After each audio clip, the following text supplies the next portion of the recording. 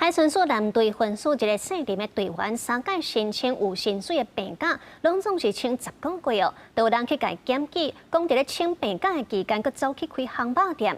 经过考绩会议，决定家己2支大个免职，检方也分案调查当中。来到新店东区公河路一间主行海鲜的餐厅，日时也未营业。看板写讲海鲜拢是真材实料，是以特区工程师甲大学生为主要客群。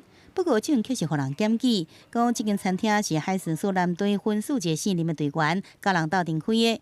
也若开餐厅期间，向海巡署申请有薪水的病假10个月，互怀疑请假期间无去好好来休养，反倒当地人出现伫餐厅做生意。那个人有你们认识吗？然后他算是老板的友人，偶尔会来店里这样而已。店员讲，这个海巡人员是头家朋友，不过因为伊3摆申请有薪水的病假，每个月会使领5万外块薪水，也有2种奖金会使领，引发议论。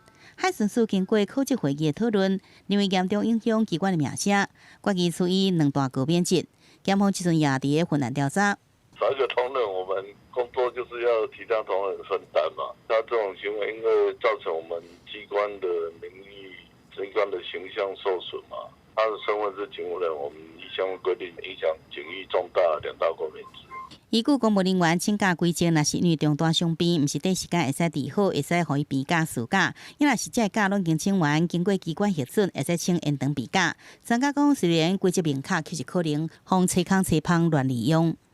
公务机关给予病假，这个很难讲说是公务机关对或不对。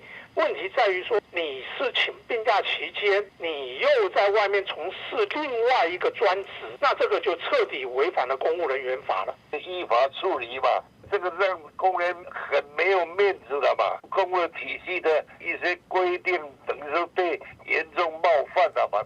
记者打电话给姓林的队员，不过手机无人接，无对这个代志回应。也若专案引发社会真大重视，关碧玲也伫下晡发文，认为海巡人员辛苦保护国土，因为一个危害群体的人，就当上海巡人员形象，真对不起大家，要求进一步检视。若牵涉骗取薪水，依法究办。也若未来延长病假，无论时间长短，拢要签予署长来核定。记者综合报道。